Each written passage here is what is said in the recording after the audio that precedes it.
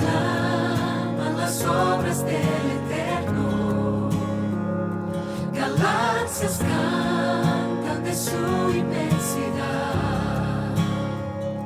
y una voz con son de gloria resuena en toda creación.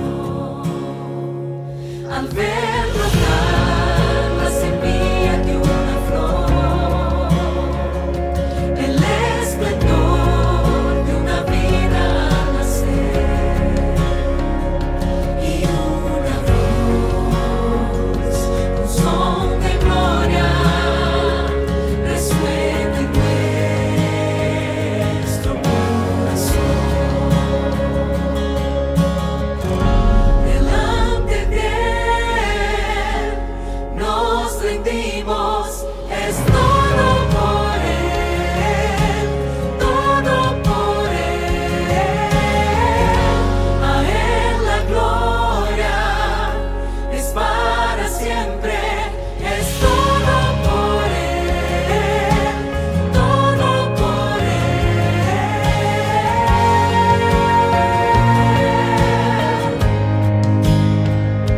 En oración su palabra seguiremos,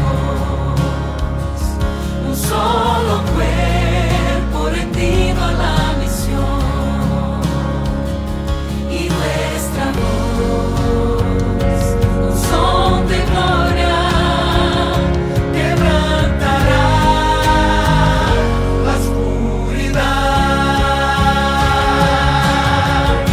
Delante de Él nos rendimos, es todo por Él, todo por Él.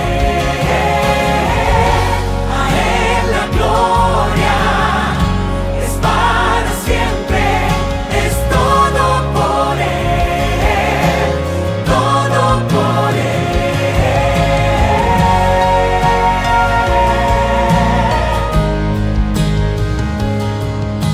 A Él sea honra, gloria y loor, que el reino del Señor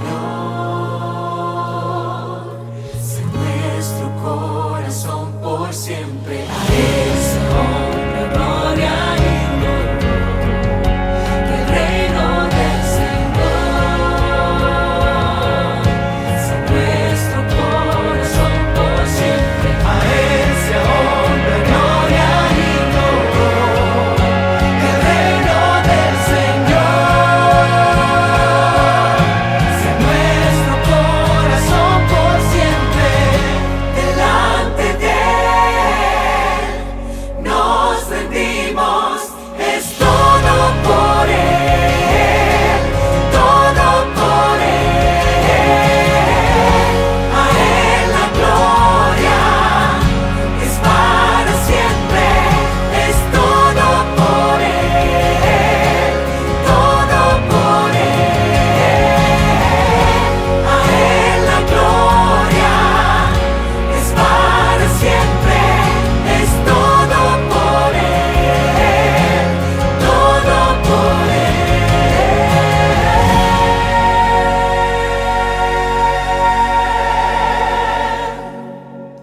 A Él sea honra, gloria y loor, que el reino del Señor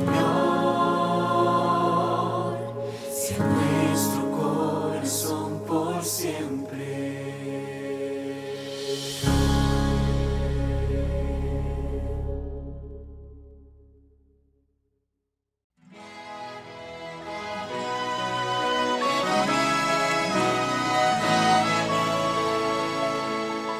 Antes de que salga el sol, vengo a ti. Es un nuevo día, contigo quiero estar. Siempre me estás esperando y me ofreces tu poder y amor. Como un siervo me entrego a ti, Señor. Primero Dios en mi vida, primero Dios en mi casa, primero Dios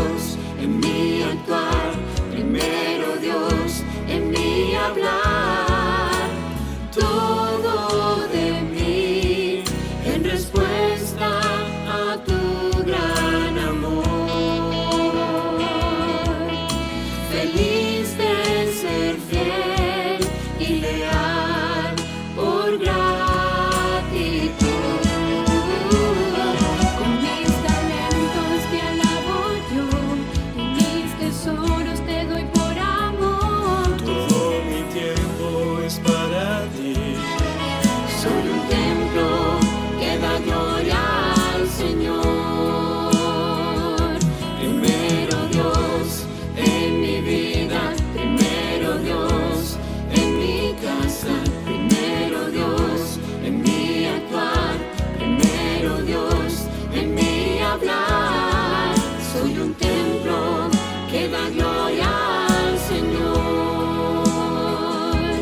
Mis talentos son para tu olor. Mis tesoros doy por tu amor. Lo mejor de mí yo te doy.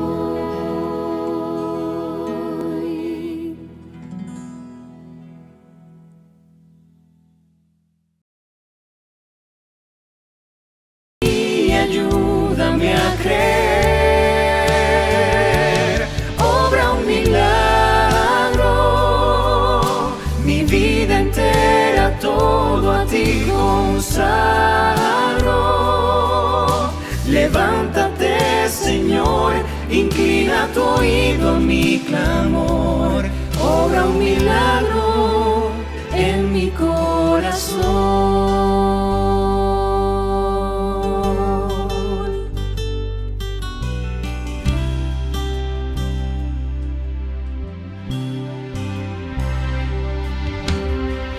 Llamaste bienaventurado al que creyó sin un milagro ver, porque tal fe verá tu gloria descender.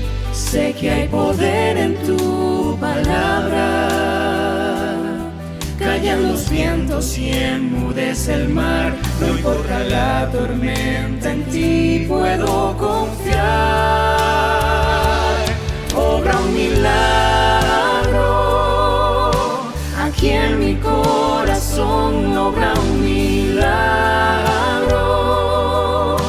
Desciende con poder, y si aún no lo puedo ver, actúa en mí y ayúdame a creer.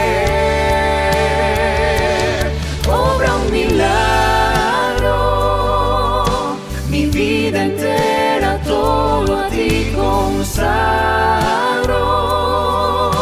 Levántate, Señor, inclina tu oído a mi clamor, obra un milagro en mi corazón.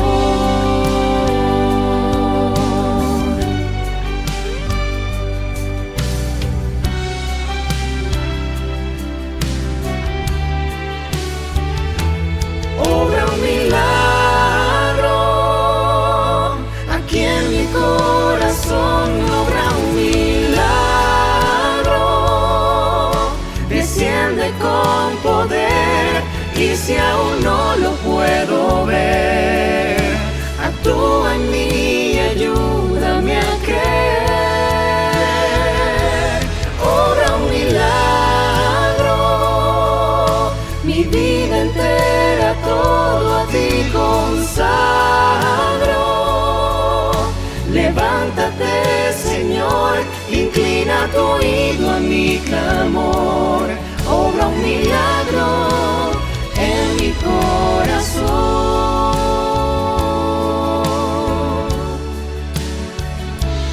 Obra un milagro, obra un milagro en mi corazón.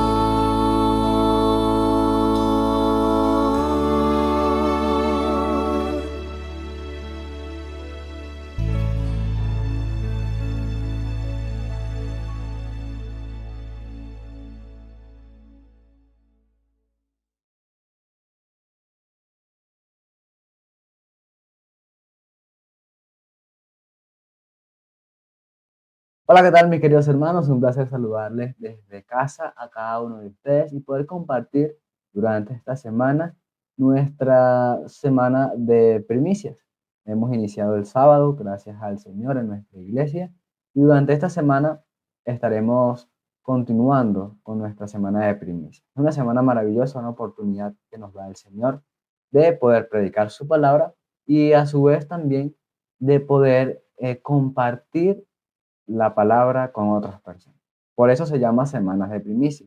Es la semana donde empezamos a buscar a aquellas personas que deseamos, que conozcan de la palabra de Dios y que deseamos y oramos para que el Espíritu Santo toque sus corazones y de esta manera puedan llegar a los pies del Salvador el día en que el Señor así lo decida.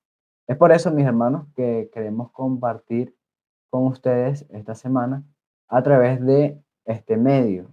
Hasta el día martes estaremos conectados a través de YouTube, del canal oficial de nuestra iglesia, y a partir del miércoles hasta el día viernes estaremos en nuestra iglesia compartiendo cada uno de los temas. Les invitamos a seguirnos en las redes sociales de la iglesia y también a estar pendientes en el grupo de WhatsApp para más información respecto a esto, ¿no? Esta semana, en lo personal, será un reto para mí. Es la primera vez que tengo la dicha de tener una semana de oración, una semana de conferencias en mi iglesia, la iglesia central de Los Teques. Y de verdad estoy muy contento por ello. Gracias a Dios por permitirme tener esta experiencia. Esta semana quisiera compartir los temas basados en el Evangelio de Lucas. De allí estaremos aprendiendo algunas lecciones que el Señor nos deja a través de este hermoso Evangelio que nos habla sobre la vida de Jesús aquí en la tierra. El día de hoy estaremos basándonos en el capítulo número 1 de este Evangelio, Lucas 1, y aprenderemos una gran lección. Muchas veces se nos pregunta o se nos dice que debemos ser perfectos como cristianos. Hemos escuchado mucho este término en la iglesia y sinceramente en lo personal no soy tan drástico con este tema porque creo que la Biblia no es tan drástica con este tema. Más adelante les explicaré por qué lo creo así. Sin embargo, hay siempre distintos bandos, distintas opiniones que son muy radicales al respecto con esto y dicen que algunos que hay que ser perfectos en un concepto de perfección que tenemos como no pecar y vivir una vida sin tacha, sin tachaduras, sin mancha, a través de nuestros propios medios, a través de nuestras propias fuerzas, disfrazaba allí el hecho de que, bueno, la gracia de Cristo nos puede ayudar. Y eso es cierto, la gracia de Cristo nos puede ayudar. Sin embargo, hay un grupo que se dedica a predicar o a enseñar sobre que es posible incluso de casi al poder de Cristo en nuestras vidas. Ahora, el otro extremo es creer que esto es imposible, que no lo vamos a alcanzar y que nunca va a ser así, que siempre seremos pecadores porque somos pecadores. La realidad es esa, somos pecadores. Sin embargo, la Biblia nos invita a alcanzar un nivel que Dios quiere que alcancemos.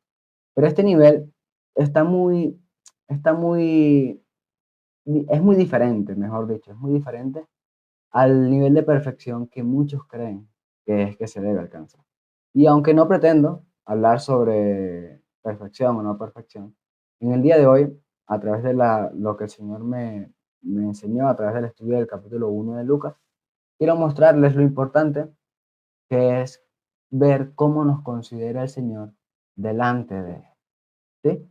Es por eso que quiero invitarlo a buscar el Lucas capítulo 1 y a empezar con el estudio de esta noche, ¿sí? Pero antes de eso, me gustaría que pudiéramos tener una palabra de oración. Querido Señor, te doy gracias por tu amor, tu inmenso cariño de cada uno de nosotros y por tu inmensa bondad y misericordia que has tenido hasta hoy para con nuestra iglesia, para con cada uno de nuestros miembros y darnos la oportunidad, Señor, una vez más, de poder escuchar tu palabra. Es por eso, Padre, que pedimos perdón si en algo te hemos fallado y pedirte, Señor, que sea el Espíritu Santo quien habla a nuestros corazones a través de la misma. Por favor, Padre, que sea así. En el nombre de Cristo Jesús. Amén. Bien, mis queridos hermanos, vamos al capítulo número 1 de Lucas, al versículo 6, y vamos a empezar con lo que el Señor nos quiere decir a través de este capítulo. Vamos a leer el versículo 6. Dice, ambos eran justos delante de Dios y andaban irreprensibles en todos los mandamientos y ordenanzas del Señor. A simple vista podemos leer este versículo y decimos, wow, está hablando de Elizabeth y de Zacarías. Y podemos decir, wow, ellos eran, como dice la Biblia, eran irreprensibles, cumplían con los mandatos del Señor, obedecían la ley. O hay muchos que predican que no hay que obedecer la ley, que Cristo abolió la ley. Y esto también es un error, no es lo que la Biblia en su totalidad enseña. La Biblia no enseña esto. Sin embargo, podemos notar acá que Elizabeth y Zacarías eran delante de Dios considerados justos. ¿Justos por qué razón? Porque andaban irreprensibles en todos los mandamientos y ordenanzas del Señor. Vemos acá lo importante que es entonces cumplir con los mandamientos del Señor. Y cuando leemos otras versiones, leemos otros textos traducidos de la Biblia, nos damos cuenta que aunque cambian algunas palabras, el significado es el mismo. Ellos eran justos, ellos eran correctos, ellos eran rectos delante de Dios, ellos obedecían los mandamientos del Señor, dicen otras versiones. Y una traducción literal podría decir que estaban siendo rectos, leo textualmente, ambos a vista de Dios, yendo en camino de todos los mandatos y rectos decretos del Señor sin culpa. Es interesante leer este texto en esta traducción literal del griego, porque nos ayuda a entender un poco más, a profundizar un poco más sobre, sobre este texto, que nos señala nuevamente que sí, verdaderamente ellos eran rectos delante de Dios, ellos obedecían los mandamientos del Señor y andaban según lo que el Señor decía. Esto nos ayudará a desarrollar el tema. Cuando leemos esto nos damos cuenta que, wow, entonces es posible ser recto delante de Dios, es posible guardar los mandamientos, es posible ser perfectos, podríamos decir, o ser justos, que es la palabra que se utiliza aquí para definir a Elizabeth y a Zacarías. Pero cuando leemos el versículo 7, la Biblia sigue diciendo lo siguiente, pero no tenían hijos, porque Elizabeth era estéril, ambos eran ya de edad avanzada. Había un problema. Aunque ellos eran justos delante de Dios y cumplían con los mandamientos del Señor, ellos no podían tener hijos. ¿Por qué razón? Porque Elizabeth era estéril. Elizabeth era estéril. Y para ese tiempo ser estéril era un problemón, era algo terrible. ¿Por qué razón? Porque la mujer que era estéril no contaba, según la sociedad, según la iglesia, según la religión, con el favor de Dios.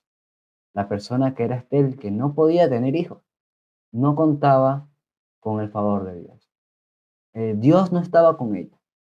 Dios se había olvidado de esa persona. ¿Por qué razón? Porque había cometido un pecado, porque era pecadora. Entonces, ¿cómo es posible que Elizabeth y Zacarías, un versículo antes, se diga que eran justos delante de Dios, que obedecían los mandamientos del Señor, pero no tenían hijos? Porque Elizabeth era estéril. Y esto es algo que es muy interesante, porque mucha gente considera y cree que por andar en los caminos del Señor, que por creer en el Señor, que por guardar sus mandamientos, les va a ir bien siempre. Y no va a ser así. Posiblemente no sea así. En el mundo pasan cosas malas y no simplemente pasan a los pecadores, o no solamente a los pecadores, no.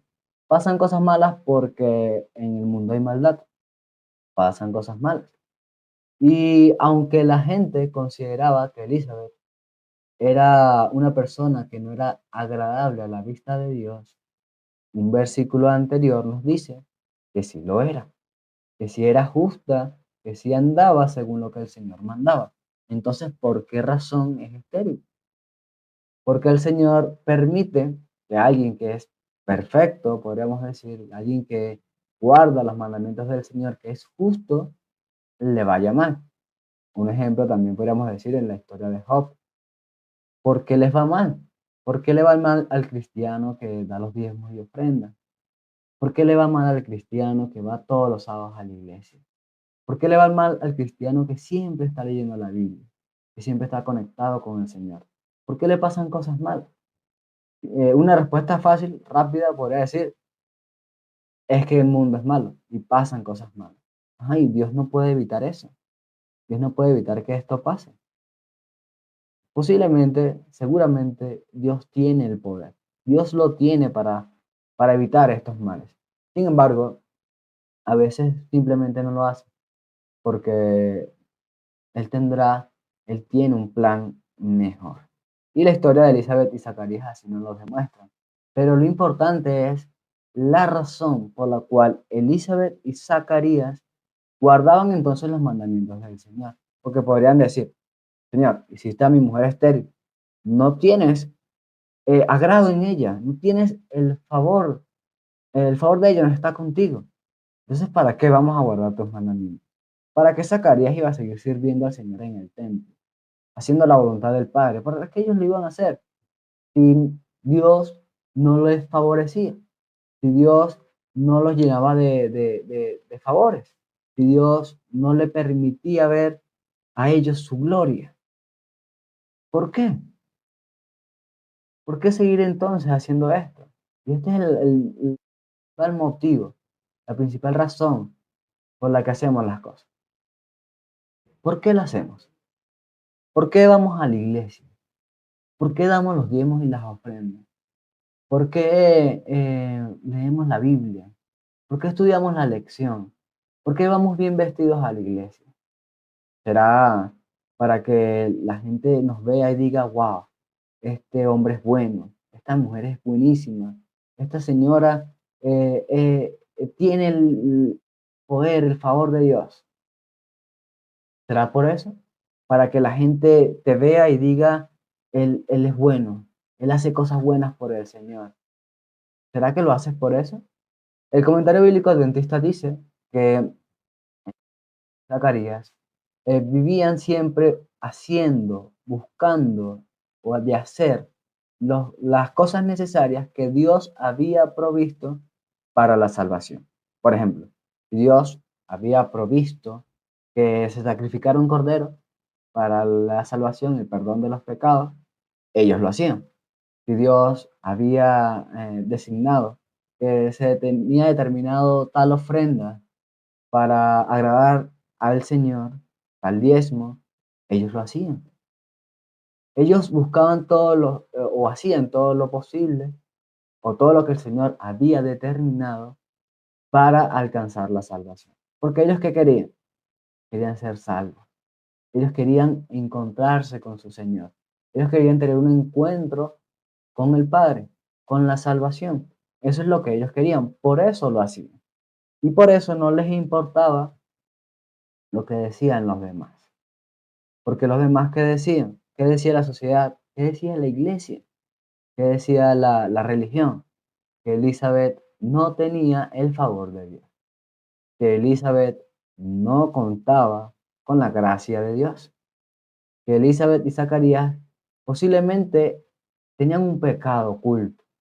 Que Elizabeth y Zacarías posiblemente estuviesen pecando. ¿Por qué? Porque no tenían hijos. No podían tener hijos. Sin embargo, más adelante la historia nos dice que Zacarías en su momento de turno, en el servicio al Señor, un ángel se llega a su encuentro, versículo del 18 en adelante, y le dice, Zacarías, no tengas miedo, vas a tener un hijo, y este hijo será grande delante de Dios. Y Zacarías le dice, ¿en qué conoceré yo esto? Si mi mujer es estéril y somos de edad ya avanzada. Y el ángel le dice, por cuanto no creíste, entonces vas a quedar mudo hasta que esto acontezca. Y hay un versículo muy bonito que dice, no hay nada imposible para Dios. Eso lo dice mucho más adelante en el versículo 37. Sin embargo, Zacarías dudó. ¿Cómo puede un hombre que en el versículo 6 leímos que era justo, que obedecía los mandamientos del Señor, que hacía todo lo necesario para alcanzar la salvación, dudar de lo que el Señor le dice?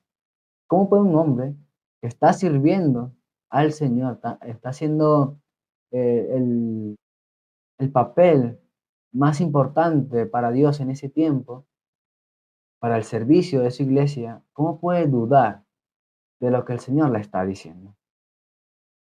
Pero por sobre todas las cosas, ¿cómo puede un hombre que delante de Dios es considerado justo dudar de lo que Dios dice? ¿Cómo puede ser esto posible? No que es justo, no que es perfecto. Y aquí podemos notar claramente que al final, aunque buscamos los medios de alcanzar la salvación por los medios que el Señor ha dispuesto, buscamos agradar al Señor a través de hacer su voluntad, podemos o incluso podemos a veces dudar, tener temor de que las cosas no vayan bien, de que las cosas no vayan a pasar. ¿Por qué? Porque la duda está presente, el mal está presente todavía y seguimos todavía con manchas, defectos de carácter, defectos físicos, defectos sociales que impiden muchas veces demostrar cabalmente nuestra fe. Sin embargo, aunque para nosotros podríamos decir que Zacarías dudó, aunque podríamos decir entonces que Zacarías eh, no confiaba plenamente en el Señor, el versículo 6 sigue diciendo que delante de Dios ellos eran considerados justos. ¿Por qué razón? Porque todo lo que hacían era para agradar al Señor, porque todo lo que hacían era para apropiarse de la salvación. Ellos se apropiaban de la salvación. Vamos a leer, mis hermanos, Filipenses 3:6 y Hechos 23:1. Vamos a ver un ejemplo del apóstol Pablo. Hechos 23:1 dice lo siguiente. Entonces Pablo, mirando fijamente al concilio, dijo, hermanos, yo con toda buena conciencia he venido delante de Dios hasta el día de hoy. Esto lo dice el apóstol Pablo, pero en Filipenses 3:6, miren lo que dice. Filipenses 3:6. Dice, en cuanto a celo, perseguidor de la iglesia, en cuanto a la justicia que se basa en la ley, irreprochable. Pablo se consideraba a sí mismo irreprochable cuando era Saulo, cuando se llamaba Saulo. Cuando se llamaba Saulo, él era perseguidor de cristianos. Cuando se llamaba Saulo, él era un fariseo y romano. Cuando él se llamaba Saulo, él estaba en contra de todos aquellos que no iban a favor de la religión que él creía que era la correcta. De la forma en la religión que él creía que era la correcta. Pablo se creía irreprochable. Sin embargo, cuando se encuentra con Cristo y empieza a predicar nuevamente, o empieza a predicar, mejor dicho, la palabra del Señor, el evangelio de salvación, en primera de Timoteo, capítulo 1, versículo 5, dice algo sumamente interesante. Primera de Timoteo 1:5 dice, el propósito de este mandamiento es el amor nacido de corazón limpio, de buena conciencia y fe no fingida. Fe no fingida. Y el versículo 15 dice lo siguiente, palabra fiel y digna de ser recibida por todos, que Cristo Jesús vino al mundo a salvar a los pecadores, de los cuales yo soy el primero. Antes, él perseguía a cristianos, perseguía a aquellas personas que creían que no estaban a favor de la voluntad de Dios. Él creía que estaba haciendo la voluntad de Dios, que él estaba firme, conforme a la ley. Sin embargo, cuando se encuentra con Cristo, se da cuenta que Él es el primero de los pecadores. Él es el primer miserable que necesita salvación. Él es el primero. Él ya no es ese irreprensible que se creía porque guardaba la ley según lo que estaba establecido. Y aquí no quiero decir, mis queridos hermanos, que no hay que guardar la ley, que no hay que hacer esfuerzos por guardar la ley. Al contrario, quiero decir, mis hermanos, que la mayor motivación por la que nosotros guardamos la ley, o la mayor motivación por la que vamos a la iglesia, la mayor motivación por la que damos diezmos y ofrendas, no es porque somos buenos y entonces vamos a alcanzar la salvación por lo que hacemos. No, la mayor motivación es porque Cristo es bueno, nos dio la oportunidad y podemos entonces apropiarnos de la salvación a medida que hacemos lo que el Señor quiere que hacemos. No porque la salvación la vamos a ganar por lo que hacemos, no, sino porque Cristo ya lo hizo. Y como Cristo lo hizo, entonces nosotros podemos abrazarnos a Él, apropiarnos a esta salvación. Vamos a leer otro versículo. En Mateo 5:20, el Señor Jesús señala y dice que nuestra justicia debe ser mayor que la de los fariseos y escribas. Vamos a leer Mateo 5:20 para que quede más claro. Mateo capítulo 5, versículo 20, dice lo siguiente. Ok. Por tanto os digo que si vuestra justicia no fuera mayor que la de los escribas y fariseos, no entraréis en el reino de los cielos. Los escribas y fariseos creían que lo que estaban haciendo era correcto, pero la realidad es que ellos estaban imponiendo cosas que ni ellos mismos podían llevar. Ellos estaban imponiendo una religión que el Señor no quería, que no era lo que el Señor había planeado, que no era lo que el Señor tenía destinado para la salvación de cada uno de nosotros. Y en el capítulo 6, versículo 1 y el versículo 5 dice, guardaos de hacer vuestra justicia delante de los hombres, para ser vistos por ellos. De otra manera no tendréis recompensa de vuestro Padre que está en los cielos. Cuidado, mis hermanos, de hacer cosas para querer agradar a la iglesia, para querer agradar al anciano, al pastor. Cuidado de querer hacer cosas por querer agradar a la vista de aquellos que son líderes o que tienen el control de la iglesia, entre comillas, porque al final el control lo tiene Dios. Cuidados de hacer esto, cuidados de hacer cosas para ser visto. El versículo 5 dice, cuando ores, no seas como los hipócritas, porque ellos aman el orar de pie en las sinagogas y en las esquinas de las calles para ser vistos por los hombres. De cierto os digo que ya tienen su recompensa. Cuidado, mis hermanos. Tengamos mucho cuidado de hacer las cosas por agradar a la vista del ser humano. Nuestras acciones, nuestro proceder debe ser siempre para agradar al Señor, para apropiarnos de la salvación. Así como Elizabeth y Zacarías hacían las cosas para apropiarse de la salvación, porque ya estaba dicha lo que el Señor había destinado en ese momento para la salvación y ellos lo buscaban. Hacían las cosas porque anhelaban la salvación, porque consideraban que el Señor los había salvado y entonces en respuesta a esta salvación hacían esto. Nosotros, al igual que ellos, el Señor nos invita hoy a que podamos hacer las cosas para apropiarnos de la salvación. No para agradar al ojo del hermano, no para agradar a la iglesia, a la asociación, a la misión, a la unión, no. No estamos acá para agradar a nadie. Estamos acá para agradar al Señor. Estamos vivos y somos salvos por gracia, por amor del Señor, porque el Señor así lo quiere. Entonces ahora debemos elegir esa salvación, recibir esa salvación y vivir entonces de acuerdo a esa salvación. Romanos capítulo 7, versículo 25 y el capítulo 8 hasta el versículo 4 dice algo súper interesante. Vamos a leerlo. Dice, gracias doy a Dios por Jesucristo, Señor nuestro. Así que yo mismo con la mente sirvo a la ley de Dios, pero a la carne a la ley del pecado.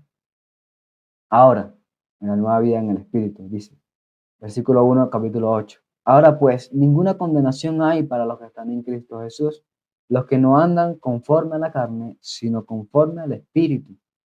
Porque la ley del Espíritu de vida en Cristo Jesús me ha librado de la ley del pecado y de la muerte. Lo que era imposible para la ley, por cuanto era débil por la carne, Dios, enviando a su Hijo en semejanza de carne de pecado, y a causa del pecado, condenó el pecado en la carne, para que la justicia de la ley se cumpliera en nosotros, que no andamos conforme a la carne, sino conforme al Espíritu. Mis hermanos, si hay alguna forma de cumplir es refugiándonos en Cristo. Porque la ley al final nos lleva a Cristo, nos muestra a Cristo. La ley nos muestra que estamos mal, que necesitamos un Salvador, y ese Salvador es Cristo.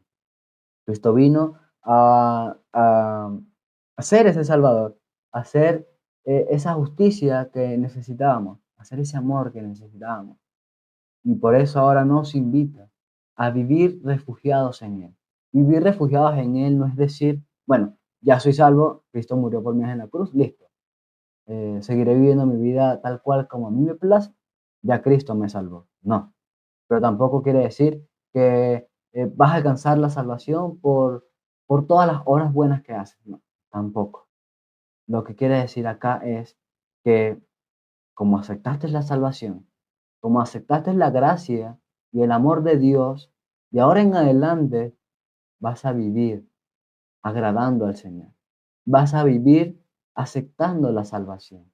El que acepta la salvación pisa y entrega su vida al Señor. El que acepta la salvación llega temprano a la iglesia. El que acepta la salvación le sirve en la iglesia sin esperar nada a cambio, sin esperar que lo elogien por lo que hace. El que acepta la salvación entonces predica la palabra del Señor a través de los medios que el Señor le ha dispuesto. El que acepta la salvación da diezmo y ofrenda porque entiende que con esta forma o por estos medios el mensaje será predicado a otras personas y también podrán alcanzar la salvación. El que acepta la salvación entonces hace lo que al Señor le agrada. Hay una cita de la hermana White que encuentra en Testimonios Selectos, dice lo siguiente: cuando en el corazón está el deseo de obedecer a Dios, cuando se hacen esfuerzos con ese fin, Jesús acepta esa disposición y ese esfuerzo como el mejor servicio del hombre, y Él suple la deficiencia con sus méritos divinos. Que el que está dispuesto a aceptar la salvación, a agradar al Señor a través de sus acciones, porque al final es eso. Podemos decir que tenemos fe, pero si no la mostramos con nuestras obras, pues nuestra fe está muerta. La fe sin obras es muerta, al igual que las obras sin fe, ¿no? Las obras sin amor.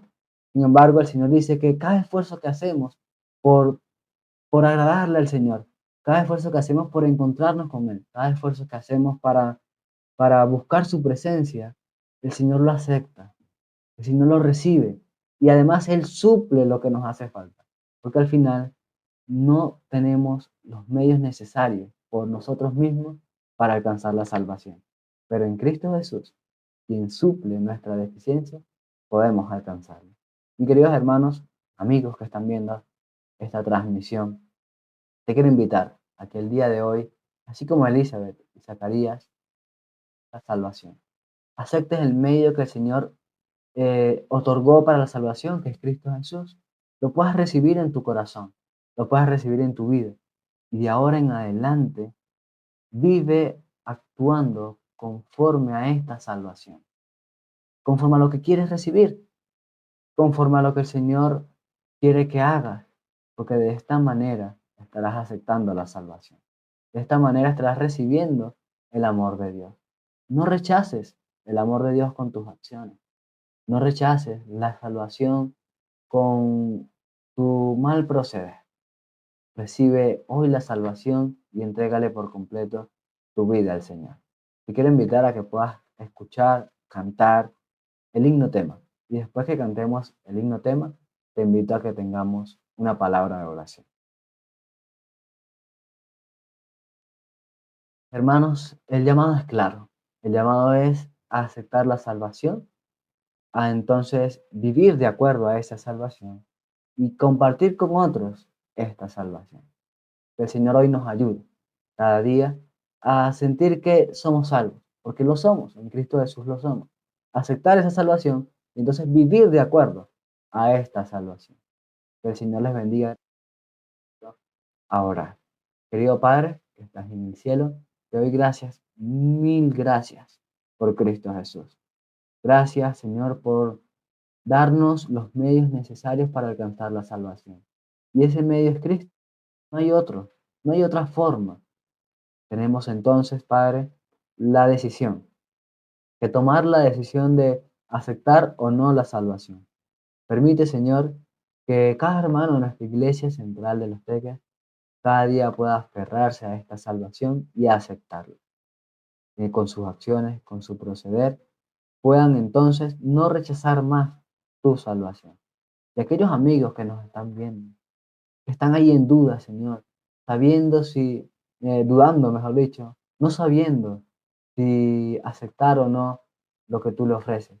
Padre, hazle entender que tú se lo ofreces totalmente gratis, que tú quieres, anhelas la salvación para cada uno de ellos. Sin embargo, la decisión está en sus manos. Que el mundo no tiene nada que ofrecer, que el mundo no tiene nada bonito para ellos. Sin embargo, Señor, tú no los fuerzas a entrar. Tú quieres que ellos estén contigo, que sus acciones, que su proceder no sea, Padre, que nuestras acciones, nuestro proceder no sean para agradar a los humanos, sino que sean para agradarte a ti, Señor. Padre, ayúdanos a aceptar esta salvación. Permite que no la rechacemos más y que tu Santo Espíritu esté siempre con cada uno de nosotros. Que durante esta semana los hermanos podamos reafirmar nuestra fe en ti y aferrarnos cada día más. Y aquellos que no han decidido por ti también puedan, Señor, conocerte un poco más y que tu Santo Espíritu sea quien convenza sus corazones de la salvación. Gracias, Padre, por todo. En Cristo Jesús. Amén. Mis hermanos, les invitamos para el día de mañana a través de nuestro canal de YouTube para continuar con nuestra semana de primicia. Que Dios les bendiga.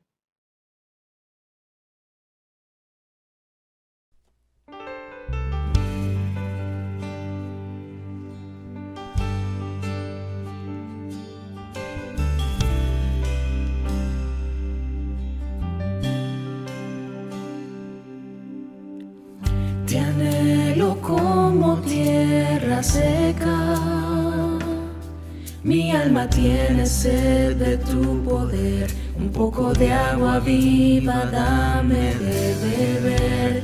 Eres el Dios de los milagros, y te confieso he puesto en ti mi fe, quiero en el río de tu espíritu nacer. Obra un milagro aquí en mi corazón, obra un milagro, desciende con poder y si aún no lo puedo ver, actúa en mí y ayúdame a creer. Obra un milagro, mi vida entera todo a ti consagro. Levántate, Señor, inclina tu oído a mi clamor. Obra un milagro en mi corazón.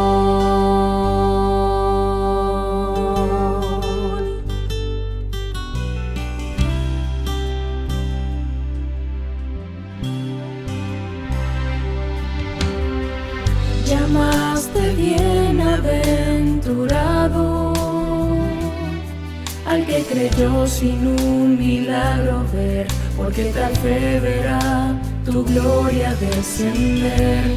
Sé que hay poder en tu palabra, callan los vientos y enmudece el mar. No importa la tormenta, en ti puedo confiar. Obra un milagro obra un milagro,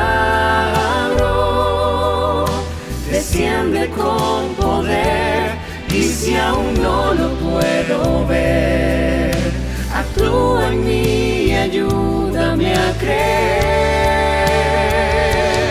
Obra un milagro, mi vida entera todo a ti consagro. Levántate, Señor, inclina tu oído a mi clamor. Obra un milagro en mi corazón.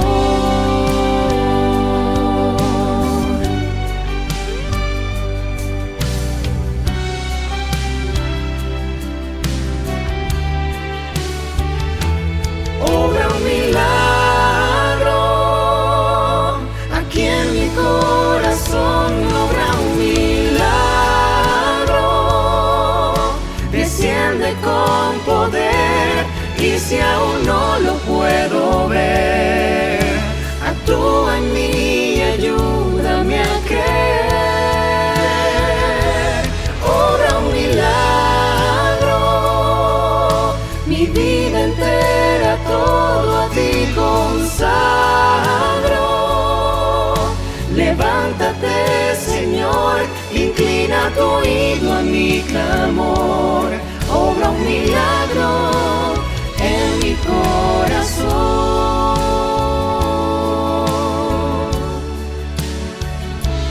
Obra un milagro, obra un milagro en mi corazón.